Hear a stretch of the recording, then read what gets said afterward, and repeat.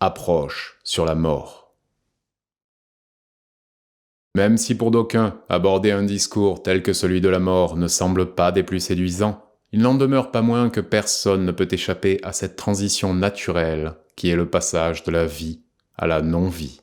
C'est ce qui amène quelques esprits curieux et avides de savoir de fouiller la question. À mon avis, il serait tout à fait pertinent de concevoir la mort comme la transformation d'une énergie active en une énergie passive, c'est-à-dire qui a retrouvé son état originel. Si la mort est un élément qu'on appréhende et qu'on redoute, c'est qu'on a surtout peur de l'inconnu, et le fait de ne pas savoir ce qui se passe après nous angoisse. Car personne de son vivant ne peut vraiment en témoigner.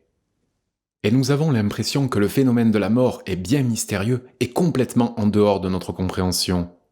Mais ce n'est pas le cas, puisque la mort fait aussi partie de la vie et que tous et chacun ont la possibilité d'en mesurer la portée. Le phénomène est pourtant simple à saisir. Il suffit d'observer la nature à travers la diversité de son expression.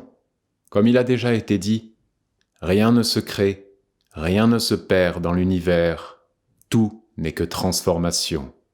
Les changements de processus de vie à la mort peuvent se traduire par une transformation de particules élémentaires, c'est-à-dire par de complexes réactions chimiques d'une même énergie. La mort réelle, ça n'existe pas vraiment. Il ne s'agit en fait qu'une apparence de mort. Lors du passage de la vie à la mort, la seule chose qui nous échappe ou qui s'éteint, c'est la conscience. Notre conscience s'éteint de la même manière qu'une ampoule électrique qui est coupée de son énergie. Un peu comme dans la phase du profond sommeil qui ne connaîtra plus jamais le réveil. L'unique frustration qui émane de cette conception de la mort, c'est que personne ne saura jamais qu'il est mort.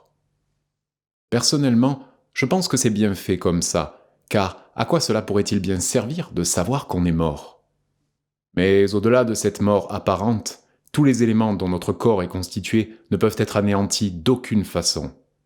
Ces particules énergétiques sont indestructibles, donc éternelles. C'est-à-dire que nous avons toujours existé et que nous existerons toujours sous forme énergétique. Bien sûr, puisque ces éléments qui structurent notre organisme présentement étaient déjà quelque part dans le cosmos il y a des milliards d'années. Par exemple, le bébé qui va naître dans 10 ou 20 ans existe déjà sous forme énergétique.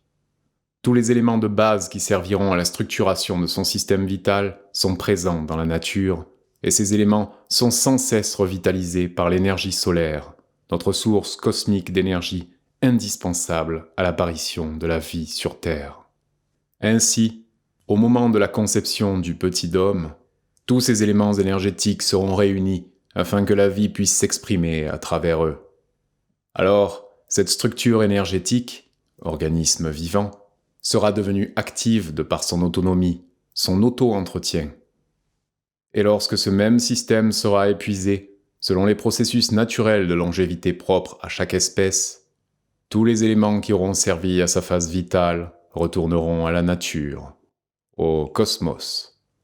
Une partie des particules élémentaires retrouvera un état solide et liquide, alors qu'une autre partie rejoindra divers champs d'énergie, tels des nuages gazeux qui composent l'univers. Et le cycle recommence.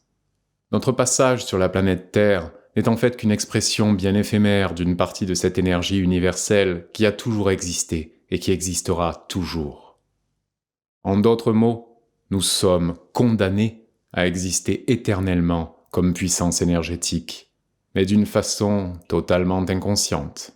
À preuve, personne d'entre nous ne se souvient des milliards d'années passées dans le cosmos avant sa naissance, et il en sera ainsi pour les autres milliards d'années lors de notre retour au cosmos.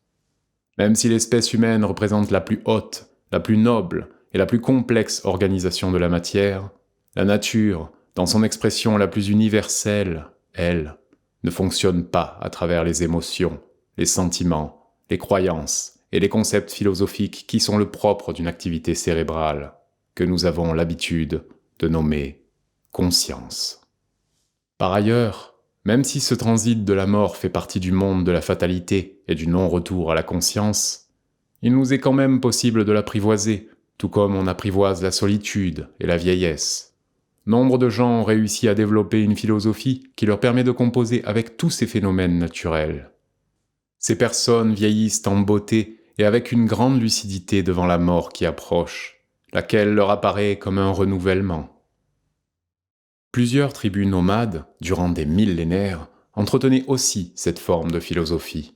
Lorsqu'un vieillard était trop âgé pour suivre le clan, il s'asseyait bien sagement et attendait la mort avec une grande sérénité, car il savait que le temps était venu pour lui, ou pour elle, de retourner à ses origines.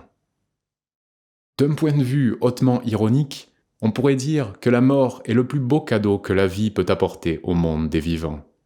Ce serait atroce d'imaginer vivre éternellement à travers un processus de perte d'autonomie, de maladie et de souffrance chronique.